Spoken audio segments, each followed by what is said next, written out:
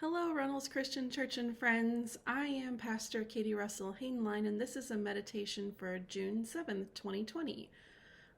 We at Reynolds Christian Church are preparing for our annual meeting coming up at the end of this month, June 28th, where we will elect new leaders and approve a budget for the 2020-2021 year. So over the course of the next few weeks, I'm going to be talking about stewardship. How do we use the gifts God has given us, our time, our talents, and our resources to follow God's call and complete God's mission and ministry in our lives and in our church? I'm going to do that by actually preaching the same Bible story 3 weeks in a row. I think that we'll hear some different themes come out of that story that might inform our understanding of stewardship.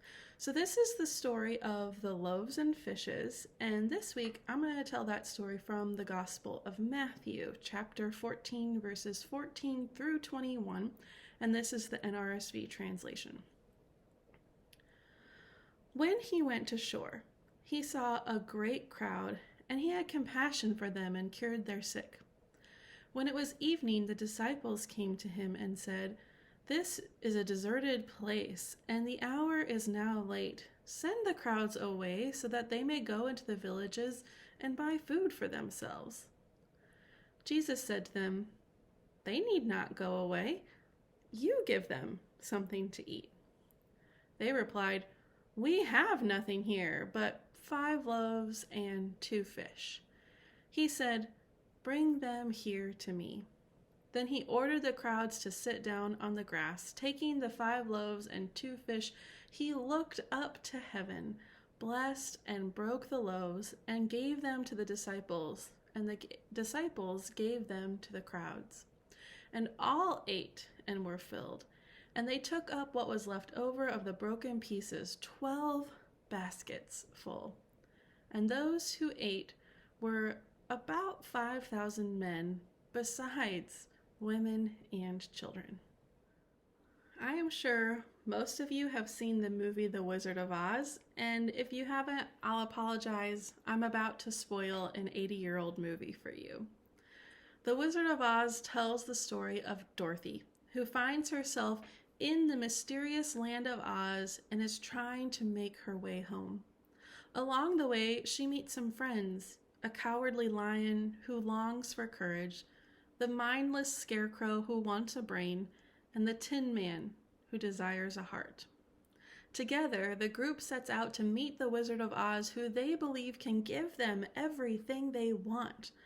But along the way, Dorothy's companions prove that the lion is actually quite brave, the scarecrow wise, and the Tin Man tender and kind. Dorothy's ticket home, it turns out, are the ruby slippers she wears throughout the journey. And it turns out that each of the characters already had what they needed. It was with them the whole time. They just didn't recognize it in themselves. I wonder how often that happens to us. In the Bible story today, one that is probably familiar to you, Jesus asks his disciples to feed the large crowd that has gathered around him to be healed. But the disciples don't think they have what they need. Looking at the size of the crowd, at least 5,000 men plus women and children, and then looking at their own rations, only 5 loaves and 2 fish, they tell Jesus to send the people away. Follow the yellow brick road to town where they can buy some food. They don't believe they have enough to do what Jesus asked them to do. And I wonder how often that happens to us. But the gospel truth of this story is that Jesus knows they have what he needs. Jesus knows we have what he needs. Jesus asked for those 5 loaves and fish anyway, and the disciples give him what they have to offer, even though they think it's small. And Jesus feeds the whole crowd with it, with baskets left over. What they saw as limiting, Jesus saw as a possibility. I wonder how often that could happen for us.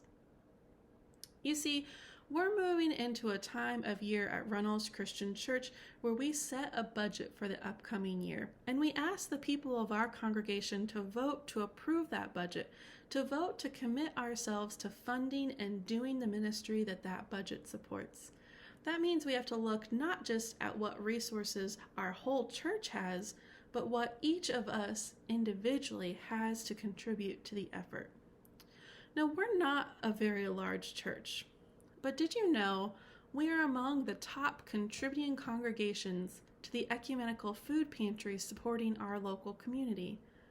Our congregation size might be considered by some to be a limitation, but God sees what is possible in and through Runnels Christian Church.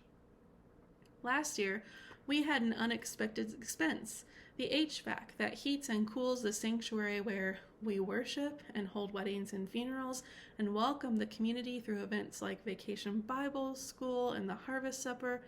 That HVAC unit needed to be replaced, and the cost of the repair was over 10% of our annual budget, which we had not foreseen or planned for when we passed the budget a few months earlier.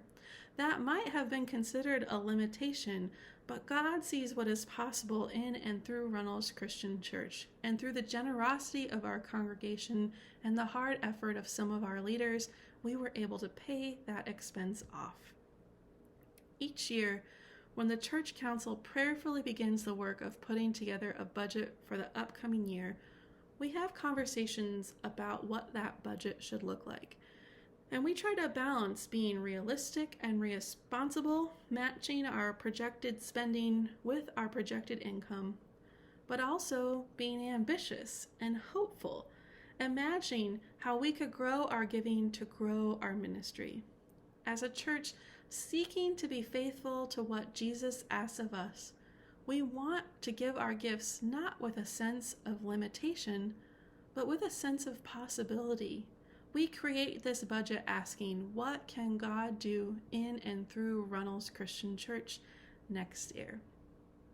So as you think about your personal stewardship in the upcoming year, I invite you to think about it and pray about it, not expecting limitations, not the question, what can I afford to give? Or, as the disciples said, I have nothing to give except 5 loaves and 2 fish. Instead, I hope you'll think and pray about your giving in a way that imagines possibility. What can God do in and through my gifts to RCC this year? I know that we are a congregation with many gifts. I have seen that we have the courage to follow God's call, the brains to seek God's wisdom, the heart to serve our neighbors, and the compassion to make RCC a welcoming home for all God's people. We don't have to follow the yellow brick road. What we need is already within and among us. God has gifted our congregation with much. Let's not limit these gifts, but offer what we have up to God and then see what is possible. Amen.